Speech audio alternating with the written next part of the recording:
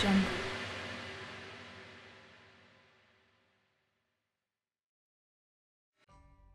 السلام علیکم پیارے دوستو، زلفی نالج لینڈ ورلڈ میں خوش آمدید۔ سلطان صلاح الدین ایوبی رحمۃ اللہ علیہ اسلامی لشکر نے حیرت انگیز شجاعت کا مظاہرہ کیا اور صلیبیوں کے منہ پھیر کر رکھ دیے۔ عیسائی سپہسالار گاڈفری اپنے خیمے میں اس طرح ٹہل رہا تھا کہ اس کے چہرے پر وحشت برس رہی تھی۔ پھر جب اس کا نائب ڈیرک خیمے میں داخل ہوا تو گاڈفری کسی جنونی انسان کی طرح اس پر برس پڑا۔ تیری ساری اطلاعات غلط تھیں۔ 1000 سپاہی 50,000 فوجیوں کا مقابلہ کس طرح کر سکتے ہیں؟ یقیناً مسلمان تعداد میں ہمارے برابر ہیں۔ نائب سالار ڈیرک قسمیں کھا کھا کر گاڈفری کو یقین دلاتا رہا کہ اس کی فراہم کردہ معلومات حرف بحرف درست ہے۔ ابھی ابھی یروشلم کا ایک عیسائی یہ خبر لے کر آیا تھا کہ ہم دست بدست جنگ میں مسلمانوں پر غالب نہیں آ سکیں گے، پھر ہمیں کس طرح غلبہ حاصل ہوگا؟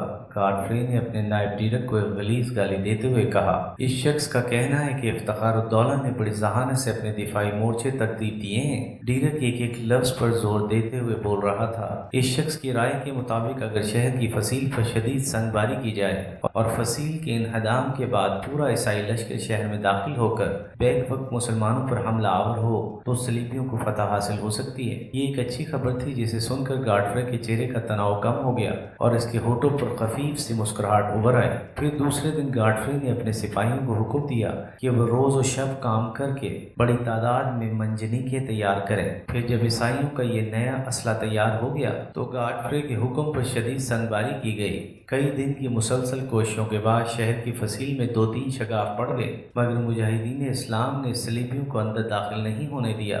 شہر کا یہ محاصرہ 40 دن تک جاری رہا۔ اس دوران میں عیسائی سالار گاڈفری نے کئی چالیں چلی مگر وہ شہر پر قبضہ کرنے میں ناکام رہا۔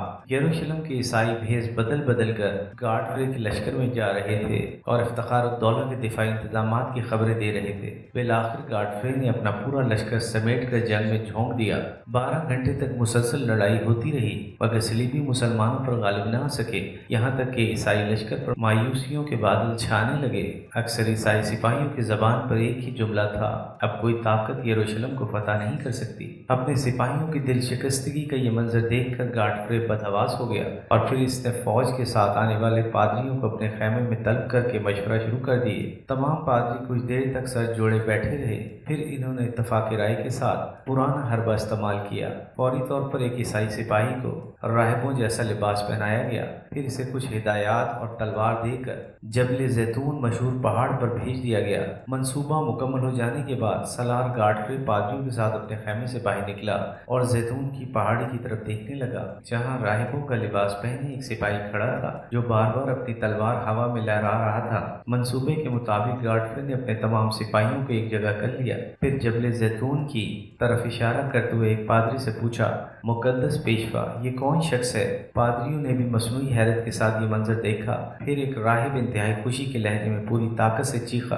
یہ سینٹ جارج ہیں جو صلیبیوں کی مدد کو آئے ہیں اور تلوار کے اشارے سے کہہ رہے ہیں کہ پوری طاقت سے حملہ کرو، میں تمہارے ساتھ ہوں اور یروشلم تمہارا ہے۔ سینٹ جارج عیسائیوں میں ایک بڑا عبادت گزار شخص تھا جسے عیسائی ولی کا درجہ دیتے ہیں۔ سینٹ جارج کو جیسس بھی کہا جاتا ہے۔ پادری کی جذباتی تقریر سن کر عیسائی سپاہیوں کے مذہبی جذبات جنگل کی آگ کی طرح بھڑک اٹھے، پھر انہوں نے وحشیانہ انداز میں مسلمانوں پر حملہ کیا۔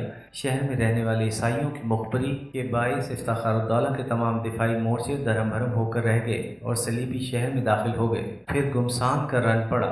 اہل ایمان اتنی بے جگری سے لڑے کہ شجاعت کی نئی تاریخ رقم کر دی، مگر وہ 50,000 سپاہیوں کے نرغے میں اس طرح گر گئے تھے کہ ایک ایک کر کے تمام مجاہدین اسلام شہید ہو گئے۔ پھر جب یہ خون کا سیلاب تھم گیا تو افتخار الدولہ کی تلاش شروع ہوئی۔ وہ مرد شہید عیسائی سپاہیوں کو اس حالت میں ملا کر کہ اس کا پورا جسم زخموں سے چھلنی تھا، وہ مرد شہید عیسائی سپاہیوں کو اس حالت میں ملا کہ اس کا پورا جسم زخموں سے چھلنی تھا، مگر شہادت کے بعد بھی افتخار الدولہ کے ہاتھ میں تلوار تھی اور ہونٹوں پر ایک آسودہ مسکراہٹ۔ علامہ اقبال نے اپنے فارسی شعر میں مرد مومن کی تصویر کشی اس طرح کی ہے، نشان نشان مرد مومن باز گویم چو مرگ آمد تبسم پر لب ادست، میں تجھے دوبارہ مرد مومن کا نشان بتاتا ہوں کہ جب موت آتی ہے تو اس کے ہونٹوں پر تبسم ہوتا ہے۔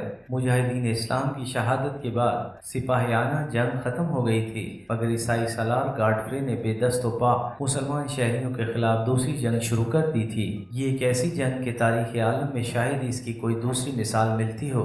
گاڈفرے نے افتخار الدولہ کی لاش کو اپنے گھوڑوں کی ٹاپوں سے رون ڈالا، پھر صلیبی لشکر درندوں کی طرح شہری آبادی پر ٹوٹ پڑا۔ 70,000 مسلمان قتل کیے گئے، مقتولین میں کچھ یہودی بھی شامل تھے۔ نہ بوڑھوں کا امان ملی، نہ عورتیں اور بچے محفوظ رہے۔ پورا شہر ماتم کدہ بنا ہوا تھا اور مقدس سرزمین کا گوشہ گوشہ مقتل میں تبدیل ہو گیا تھا۔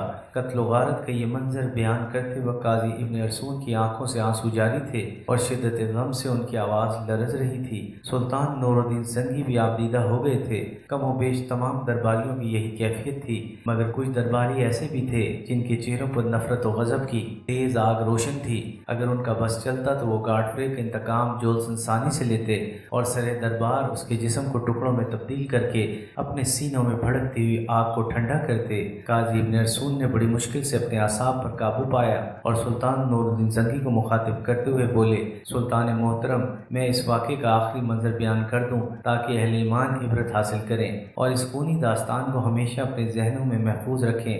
صلیبی لشکر کی وحشت و سفاکی کا یہ عالم تھا کہ یروشلم کی تمام عبادت گاہوں اور گلی کوچوں میں مسلمانوں کی لاشوں کے انبار لگ گئے تھے۔ مسجد اقصی جہاں سے میرے آقا حضور اکرم صلی اللہ علیہ وسلم نے سفر معراج شروع کیا تھا، اس کے صحن میں اہل ایمان کا اتنا خون جمع تھا کہ اس خون میں عیسائی شاہ سواروں کے گھوڑوں کی لگامیں ڈوب گئی تھیں۔ حضرت عیسیٰ علیہ السلام کے مزار مبارک کے سوا بیت المقدس میں ایسا کوئی گوشہ موجود نہ تھا جو مسلمانوں کے خون سے تر نہ ہو۔ اس قتل و غارت کے بعد مسجد عمر رضی اللہ تعالیٰ عنہ کو جی بھر کے لوٹا گیا۔ اس کا سارا قیمتی آرائشی سامان 6 بڑی بڑی گاڑیوں میں بھر کر لے جایا گیا۔ یہ کہہ کر قاضی ابن ارسون نے جولسن ثانی کی طرف اشارہ کیا، یہ شخص جو آج آپ کے سامنے زنجیریں پہنے کھڑا ہے اور اسلام کی شان میں قصیدے پڑھ کر اپنی زندگی کی بھیک مانگ رہا ہے، اسی خواہ شام میں گاڈفرے کا پرجوش ہمنوا اور معتقد خاص ہے۔ یہ کہہ کر قاضی ابن ارسون اپنی نشست پر بیٹھ گئے۔ سلطان نور الدین زنگی نے صلیبیوں کے مظالم کی لرزہ خیز تاریخ سن کر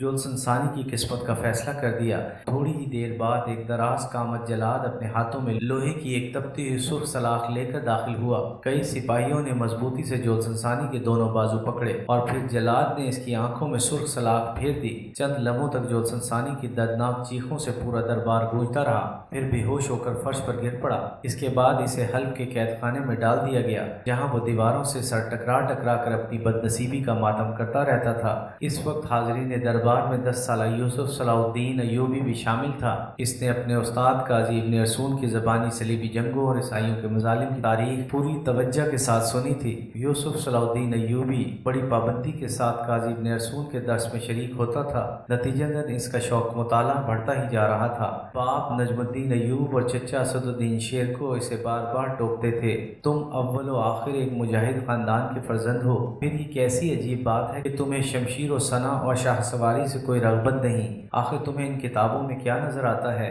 یوسف صلاح الدین بڑے ادب کے ساتھ جواب دیتا، کتابیں میری دوست ہیں، میدان جنگ سے مجھے وحشت ہوتی ہے اور کتب خانے کے ایک گوشے میں سکون ملتا ہے۔ بیٹے کا جواب سن کر باپ کو شدید مایوسی ہوئی اور نجم الدین ایوب نے انتہائی تلخ لہجے میں یوسف صلاح الدین کو مخاطب کرتے ہوئے کہا، اس کا مطلب ہے کہ تم فطرتاً ایک بزدل بچے ہو۔ نہیں بابا محترم، یوسف صلاح الدین کا لہجہ انتہائی مودبانہ تھا، مگر اس سے استقامت اور خود اعتمادی چھلک رہی تھی۔ مجھے موت سے ڈر نہیں لگتا، مگر میں انسانی خون بہتا ہوا نہیں دیکھ سکتا۔ یوسف صلاح الدین کی یہ امن پسندانہ روش دیکھ کر نجم الدین ایوب اور اسد الدین شیرکو کی توجہ اس کی طرف سے کم ہو گئی۔ پھر وہ دونوں یوسف کے بڑے بھائی توران شاہ کو فوجی تربیت دینے لگے۔ نجم الدین ایوب اور اسد الدین شیرکو کا خیال تھا کہ یوسف کی شکل میں ان کا ایک بازو کمزور ہو گیا ہے۔ وقت اپنی مقررہ رفتار سے گزرتا رہا، یہاں تک کہ یوسف صلاح الدین 16 سال کا ہو گیا۔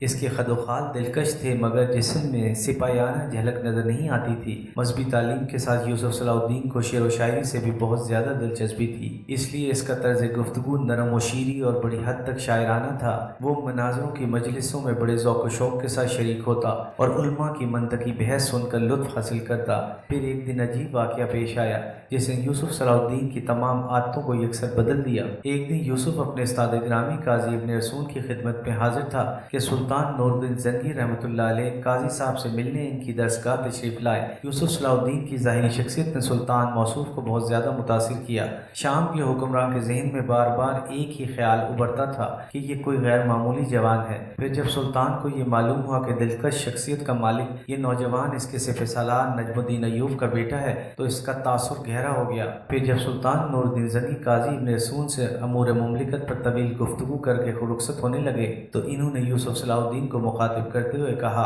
تم پابندی کے ساتھ ہمارے دربار میں حاضری دیا کرو۔ نجم الدین ایوب کے گھر میں یہ خبر بڑی مسرت کے ساتھ سنی گئی کہ اس کے چھوٹے بیٹے یوسف صلاح الدین کو سلطان نور الدین زنگی نے اپنے دربار میں حاضر ہونے کا حکم دیا ہے۔ قدرت یہ موقع کسی کسی خوش نصیب کو دیتی ہے کہ خود حاکم وقت اسے طلب کرے، ورنہ تو لوگ اسی حسرت میں مر جاتے ہیں کہ وہ حکمراں کے دروازے تک ہی پہنچ جائیں۔ نجم الدین ایوب نے 16 سالہ یوسف صلاح الدین کو نصیحت کرتے ہوئے کہا، قسمت نے تمہیں ایک سنہری موقع فراہم کر دیا، اب یہ تم پر منحصر ہے کہ تم اس سے کس قدر فائدہ اٹھاتے ہو۔ یوسف نے حیرت سے باپ کی طرف دیکھا۔ فائدہ اٹھانے سے آپ کی کیا مراد ہے بابا محترم؟ یہی کہ حاکم کے مزاج کو پہچانو اور ہر وقت اس کی خوشنودی حاصل کرنے کی کوششوں میں لگے رہو تاکہ ایک دن بڑے منصب پر پہنچو اور بڑے جاگیردار بن جاؤ۔ بابا محترم، مجھے یہ دربارداری کی رسمیں اور مصاحبت کی یہ انداز پسند نہیں۔ یوسف صلاح الدین نے انتہائی باوقار لہجے میں جواب دیا، میں علماء کی مجلسوں اور کتب خانوں کے پرسکون ماحول کا دل دادا ہوں۔ بیٹے کا جواب سن کر نجم الدین حیرت زدہ رہ گیا،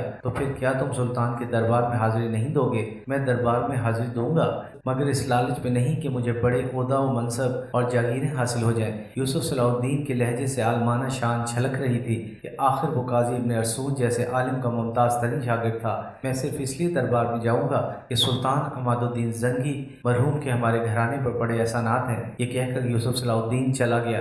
بیٹے کے اس جواب نے نجم الدین ایوب کو مزید حیرت میں مبتلا کر دیا تھا۔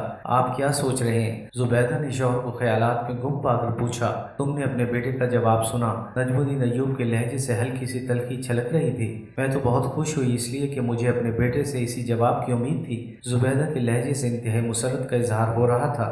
آپ نے یوسف کی شدت احساس دیکھی اور اس کے جذبہ غیرت کا اندازہ کیا۔ اگرچہ وہ اس وقت بہت کم سن تھا لیکن اسے ابھی تک سلطان مرحوم کے احسانات یاد ہیں۔ میں اس بات سے کب انکار کر رہا ہوں۔ نجم الدین ایوب کا لہجہ نہایت خوش تھا۔ ایک باپ کی دلی خواہش ہوتی ہے کہ اس کا بیٹا اونچے سے اونچا مقام حاصل کرے، لیکن یوسف کے جواب نے مجھے بہت مایوس کیا ہے۔